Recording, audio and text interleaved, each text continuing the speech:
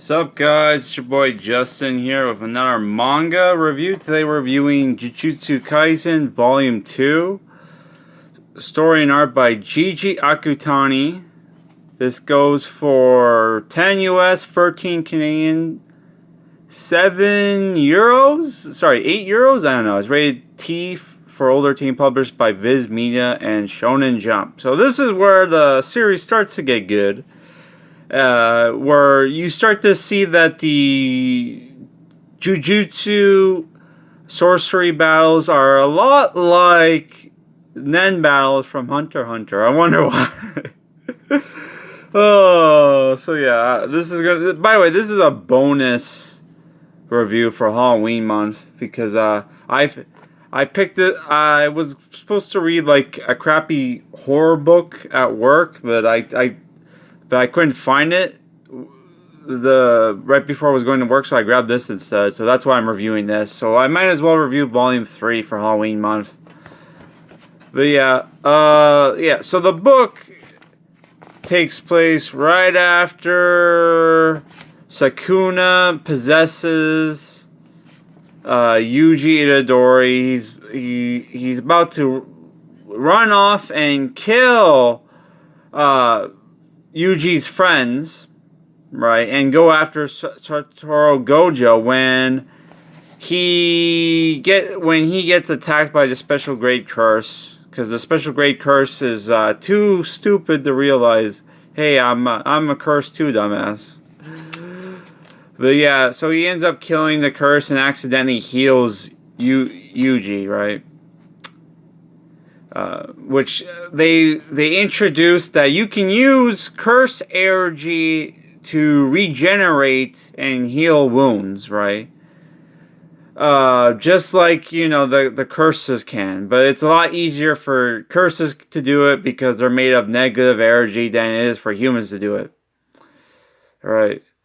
So what ends up happening? And here we get introduced to domains and the rules to the domains are, they give like a video game explanation. That anime snob made a video saying how dumb this is. I don't know if I would necessarily agree with that, because they do explain, like, you know, there are ups and downs to using domains. Like, you wouldn't use domains like in a series of bouts, and there are ways to counteract domains. Right, which I wonder what was the first Battle Shonen series to have pocket dimensions where characters would use special abilities in pocket dimensions. Was it Hunter x Hunter? And even Bleach had like people who could use like bankais to, you know, that were basically like this, right? Like the blind guy, right, from Bleach. I forget the guy's name, but you'll know who I'm talking about if you read Bleach. And I'm sure our buddy Kevin, if he watches this, knows the name of who I'm talking about. Yeah, he was a squad captain, right? And yeah, we turns out like the special great curse. The reason why he had his powers is because he had a Sukuna finger, which our characters have to gather. So yeah, here we have the fight where, you know, Sukuna was going to kill Megumi Fish Girl, which, by the way, I read this like almost 2 days ago, so forgive me if I don't remember shit. But yeah, so basically what ends up happening in this situation where he was basically we have a Hisoka moment where Sukuna decides not to kill Megumi Fisher Girl because he sees potential in him because of his Shinigami curse technique, which is inherited through his clan, right? But not everybody inherits it. So I don't why is he impressed by this? Who knows? But he is, right? So it's basically bullshit. So, like, you know, he doesn't kill him, even though he could easily kill him, right? He's basically, like I said, he's doing the Hisoka thing from Hunter x Hunter, where he could easily kill our main character, but he decides not to because he sees potential in them, and he's a battle freak, so he likes to, like, you know, fight strong opponents. So he'll let let them live, so he can fight them another day when they're stronger, right? So yeah, he lets them live. So this goes on for a while, but yeah, yeah, he lets them live, but eventually, but what actually does end the fight is Yuji regains consciousness, right? So my dog is barking. So here we get introduced to the main villains, which is, if you read, which I don't think you should read Jujutsu Zero before reading this series, because it becomes painfully obvious that this guy, spoiler alert, is not who he says he is. So I'm just saying, because if you read Jujutsu Zero and you read this, it becomes very obvious that he's not who he says he is. Because this character wants to eliminate curses, right? So why would he work with curses? That makes no sense. But yeah, sorry for the spoiler alert. But yeah, it's funny how rereading this, I totally forgot that these guys aren't working for him. They're working for another guy who told him to work for this guy. So it's like, oh, I totally forgot about that. But here they're talking about Yuji's death and how they think the reason why our newbies were sent after a special grade curse was so Yuji would die, because apparently the Gojo's like backdoor dealings did not work out as well as he thought. But yeah, what happens later? Obviously, Yuji comes back to life after making a deal with Sukuna. But yeah, what happens is our characters meet the characters from the Jujutsu Zero manga and movie. You have you have Maki, isn't she cousins with Meguro, but they don't mention that. And she was a character. She's basically the girl version of Guy from Naruto, where she doesn't have curse powers, but because she was born in a cursed family, there's this thing called heavenly contract, which gives her like superhuman physical abilities. So she's able to fight curses with her glasses that allow her to see curses and her cursed tools. And you have this guy named Panda, who's a cursed corpse made by the school teacher, and you have this guy who uses curse words to kill curses. But because of that, he has to speak in abstract ways, because if he used real words, they could hurt the people around him. And his hairstyle in the original one-shot manga was just like Yuji's, but obviously he had to change it. So yeah.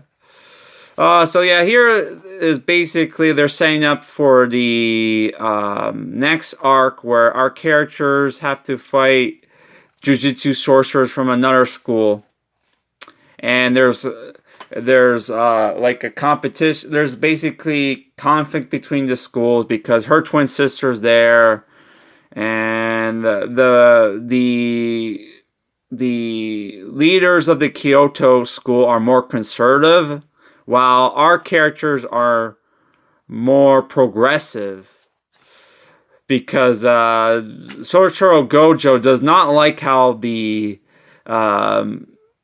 conservative faction of the Jujutsu sorcerers world, runs things, and he could easily just kill them all, but he's trying to do a grassroots, takeover by, training the new generation to take over one day with his ideology, right?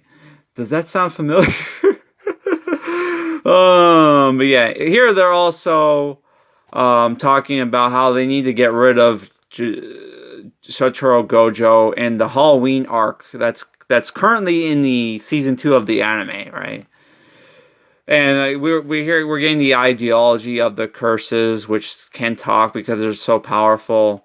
But yeah, here it's like we have we are inside the brain of Yuji, our main character, who's fighting Sukuna because Sukuna wants to, he's trying to get Sukuna to heal him, right? Because Sukuna technically killed him, and Sukuna's like, "I'll only heal you if you accept my terms," which And then this is where we find out about binding vows, which are just like in Hunter x Hunter. Which I did say the only reason I like this manga is, one, because the horror shonen, two, because of the Hunter x Hunter, and the really good strategic battles. Which the show does have good strategic battles. But yeah, it's as far as this, it's basically the manga is basically like a horror shonen version of Hunter x Hunter. But, it's good for that. It's because I really like Hunter x Hunter. And good. Well, probably this manga will finish one day. Hunter x Hunter finishing, God knows when. Hopefully, I really hope the guy doesn't fuck us like he did Yu Yu Hakusho fans. Because, oh my god, the way Yu Yu Hakusho ended was fucking abysmal. Not to say... It's the thing where he should have it would have been better if if Yusuke had stayed dead and the rest of the crew avenged him at the end of the chapter Black arc. But no, he had to bring back Yusuke, and we had another arc where he basically ruined the fucking show. But yeah, that's basically what happens is Yuji comes back. Satoru decides to keep Yuji alive as a secret so he can train him to be a, Jujutsu sorcerer who can actually use cursed techniques and not have to rely on cursed tools. So yeah, they're setting up the next manga. Our characters are all training, basically. And we get a really cool fight between Satoru Gojo and Jogo, who's like a volcano. He's basically a special grade curse that is the personification of people's fears of volcanoes, right? And then for some reason, I don't know. And we get a really cool battle where we get explained. I'm hearing a weird noise. What is that? I don't know. But yeah, it's a pretty cool fight. It's a pretty cool fight, and we get introduced to Satoru Gojo's godlike OP powers. That basically his his special curse technique is basically he can create space. Not only does he have the Sharingan, which is called the Six Eyes, but he also has this ability where he can make it so it's impossible for you to touch him, right? And he can also do the reverse of that where he can push you away. It's called convergence, apparently. I don't know my physics. But yeah, but the manga ends with our villains, meeting and discussing their plans, and we get introduced to the next villain of the villain of the next volume, which this guy's a motherfucker. Oh my god. Also, there's a scene where we meet the Kyoto guys. And there's a training sequence where our main character watches movies, and it's very obvious that he's watching Lord of the Rings, but they don't show Lord of the Rings, but they did in the anime. So yeah, 7 out of 10. 7 out of 10. This is where, you start to see the Hunter x Hunter style battles, right? But yeah, the main problems I have with the show, I already said in the manga, I already said in my review for volume 1. But if you don't mind, retreading of stuff from other manga series, and you can look past all that, this is a good horror shonen with strategic battles. If you like that kind of thing, check it out. Alright guys, I hopefully will have a Halloween month review on Monday. I will. Which Monday is Canadian Thanksgiving, by the way, so I'm going to be busy this weekend. But I'll try to see if I can finish the book I was planning on review for Monday. If not, I'll review one of the shorter comics I had. Peace.